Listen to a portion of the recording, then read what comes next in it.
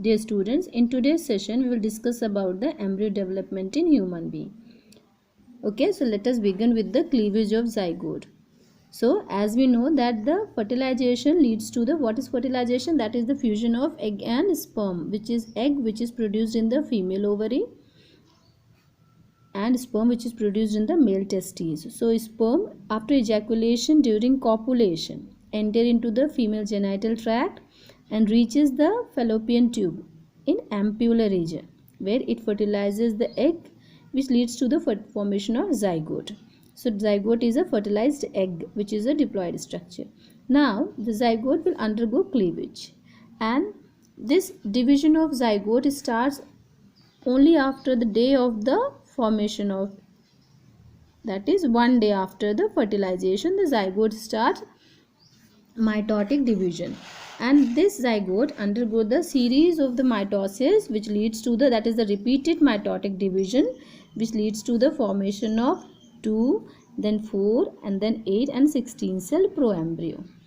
Okay, 16 cell proembryo, or we can say that the blast, that embryo only.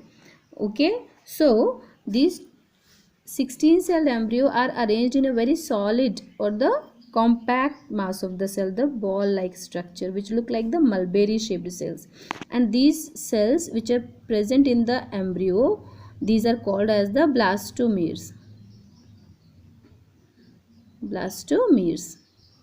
And this embryo which is a solid structure which look like the mulberry fruit, so this stage is called as the morula stage. Okay, then this, while the formation of the embryo going on and the cleavage is continuing, this embryo will moving towards the uterus. It will keep on moving towards the uterus.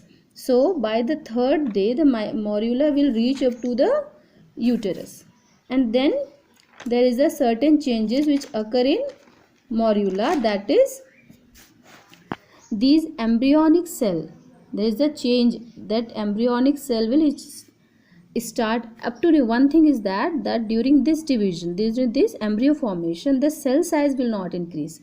In cleavage the cell size does not increase, cell size will remain same, that is the embryo size is equal to the size of zygote, cell size remains same, or we can say that embryo size remains, and it is wrong, that embryo size remains same as of the zygote size. So when the one cell divide, this is the zygote, when it divides through the animal vegetal pole, the size of the blastomere will goes down. Then when it divide again perpendicular to the first division, again the size of the blastomere will keep on reducing. Up to the 16 cell, there is no increase in the cell size, only the number of cells will increase, but the cell size will not increase in the embryo, and then this becomes the solid mass of the cells, and these cells are called as the blastomere. And these divisions are unequal, there is no regularity in the division, these are the unequal division, and this type of embryonic growth is called as the indeterminate. Indeterminate means now there is no certainty then which cell will become which part of the body or the embryo. So now this division is called as the indeterminate type of embryo.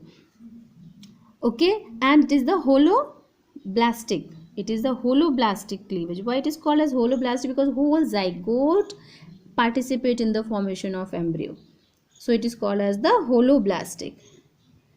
And the zygotic division, the first mitotic of the mitotic division of zygote is unequal division. That means it leads to the formation of 2 unequal blastomeres. So it is unequal type of division. So what, and one thing we should remember, that in cleavage the size of embryo is similar to the size of zygote. Slowly up to the 3rd day, what happens, this morula, which is a 16 to 32 cell stage embryo, 16 to 32 celled embryo will reaches up to the uterine cavity. Okay, and on the third day of the fertilization, and then the compaction starts. Then compaction start. The cells which are present in the periphery, that is the peripheral cell, they are smaller in size and they will become smaller in size. That means, and the inner cell in the morular stage, they will become larger in size. Now there is the differentiation. In the morula there is the differentiation. There are two types of cell, the peripheral small cell and inner larger cells. Inner larger cells. Now what are the difference? This peripheral larger cell, smaller cell will develop into trophoblast. It will develop into trophoblast. And this inner larger cell mass will develop into the embryonic cells. Now these will develop into the proper embryo and this will develop into the trophoblast. And then at this stage the morula will produce a cavity. Morula will produce the cavity. So what happens here, we can say like this, there is small cells. Small cells are present at the periphery and all the central cell which leads to the toward the one side only, and here a cavity is developed. So all larger cells will present towards the one side and they will form the inner cell mass. They will lead to inner cell mass, and then the cavity will develop. This cavity is called as the blastocele. And these are the peripheral small cells. They will lead to the formation of trophoblast. They are called as the trophoblast. Okay. So this condition now it is called as the blastula stage. The embryo with the blastocele is called as the blastula stage. Now what happens? Then this blastula stage will be implanted in the endometrium wall of the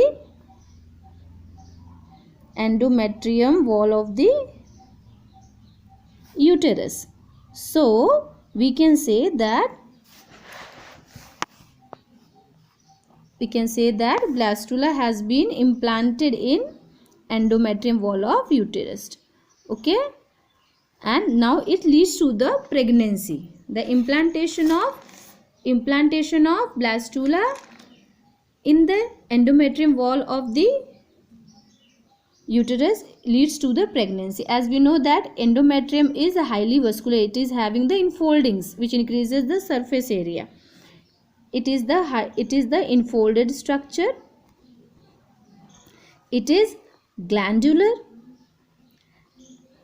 That means it secretes the nutrients to nourish the developing embryo, as well as it is having the rich blood supply. So it is vascular. So it can provide the oxygen and blood to the developing embryo. Okay. So now what happens when we see that? Now we can see like that. This is the morula and it will differentiate it into two type of cells. One is the peripheral cells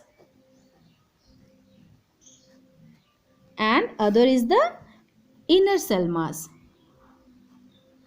Okay, and this peripheral cells will divide to produce the trophoblast.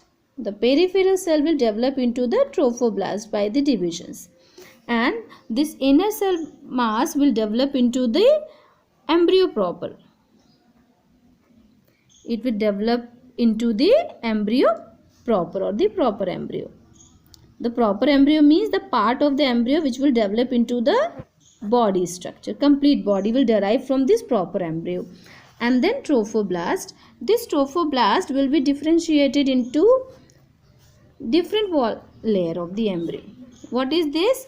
This is the different structure will develop from this trophoblast is the amnion, and then it is the chorion, and then allantois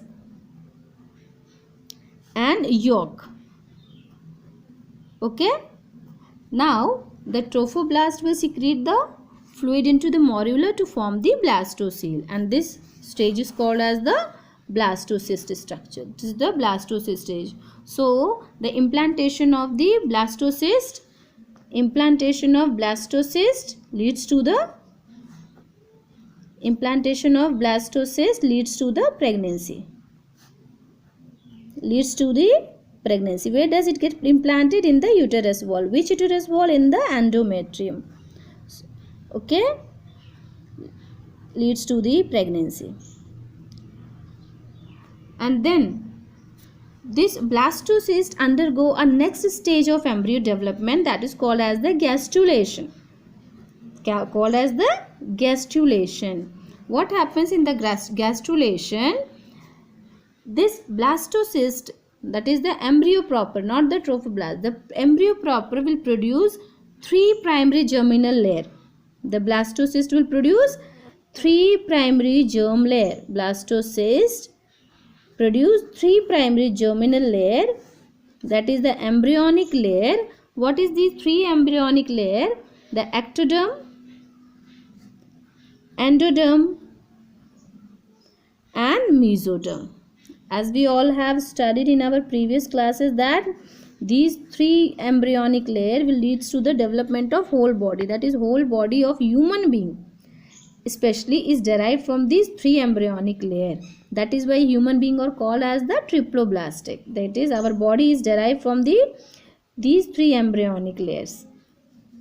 So hence we are the triploblastic organism. And so what are the function of these layers, which is called as the amnion, chorion, allantois and yolk? What is this function of amnion? Amnion is layer which provide the fluid medium to the developing embryo. It provide fluid medium to developing embryo. Okay, and protect the embryo from the desiccation. That is, it prevent the desiccation of embryo.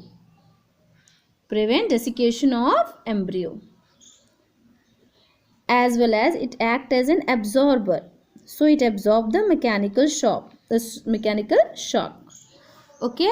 Now this chorion and allantois help in the formation of or take part in the formation of placenta. Chorion and allantois, these 2 structures take part in the formation of placenta. So chorion is actually when we talk about the placenta is the part of mother body as well as the fetus body also. So chorion is the part of placenta from the fetal side. Formation of placenta will occur by the chorion and then yolk. In human being actually yolk is present in very little amount and it is going to be degenerated. Okay, it is present in less amount and get degenerated gradually. It is present in human being embryo. It's a part of evolution. Okay, gradually it get degenerated.